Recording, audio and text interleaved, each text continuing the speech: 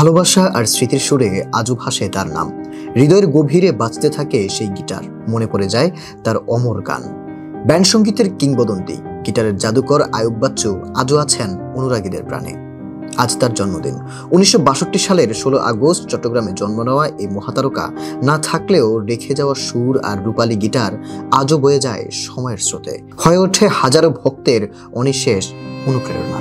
2018 সালের 18 অক্টোবর গিটারের জাদুকর খ্যাত প্রয়াত এই ব্যান্ড সঙ্গীত শিল্পী হঠাৎ ভক্তদের কাঁদিয়ে চলে যান না ফেরার দেশে। বেঁচে থাকলে হয়তো আজ 63 বছরে পা রাখতেন এ রকস্টার।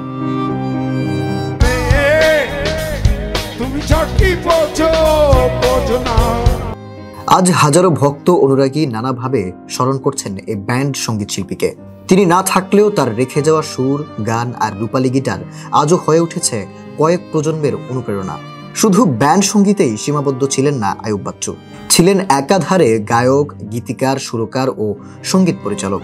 আধুনিক গান, লোকগীতি কিংবা সিনেমায় প্লেব্যাকের গান সবখানেই রেখেছেন নিজের স্বাক্ষর। তারকা খ্যাতির শীর্ষে থেকেও আয়ুব বাচ্চু ছিলেন সাধারণের নাগালের মধ্যে। জীবনের শেষ দিন পর্যন্ত তিনি চেয়েছিলেন একজন ভালো মানুষ হয়ে বেঁচে থাকতে। তাই তার মৃত্যুর পরও শুধু সঙ্গীতাঙ্গন নয়, কেঁদেছিল পুরো জাতি।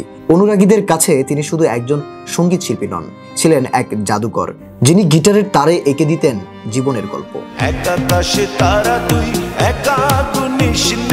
আয়ুব বাচ্চু LRB ব্যান্ড দল প্রতিষ্ঠা করে উপহার দিয়েছেন একাধিক জনপ্রিয় গান। তার কণ্ঠে গাওয়া ফেরারি মন, চলো বদলে যাই, এখন অনেক রাত, কষ্ট পেতে ভালোবাসি, রূপালী গিটার, আমি 12 মাস তোমায় ভালোবাসি, এসব গান যেন চিরসবুজ হিসেবে পরিণত হয়েছে, যা চলছে কয়েক প্রজন্ম ধরেই। তার হাত ধরেই তরুণ প্রজন্মের মধ্যে ব্যান্ড সঙ্গীত এক নতুন মাত্রা পেয়েছিল, যা বাংলাদেশের ব্যান্ড সঙ্গীতকে জনপ্রিয় ও শক্ত ভিতের উপর দাঁড় করাতে এক অগ্রণী ভূমিকা পালন করেন তিনি। ব্যান্ড সঙ্গীতের পাশাপাশি একক ক্যারিয়ারেও আয়ুব বাচ্চু পেয়েছিলেন আকাশ ছোঁয়া সাফল্য। তার প্রথম একক অ্যালবাম রক্ত গোলাপ ও দ্বিতীয় অ্যালবাম ময়না দিয়ে শুরু হয় সেই যাত্রা। এরপর LRB 1992 সালে প্রকাশ করে দেশের প্রথম ডাবল অ্যালবাম LRB 1 এবং LRB 2। আর 1993 সালে প্রকাশিত সুখ অ্যালবাম হয়ে ওঠে সর্বকালের অন্যতম সফল অ্যালবাম। শাহরিয়ার শুভ, রাজধানী টেলিভিশন।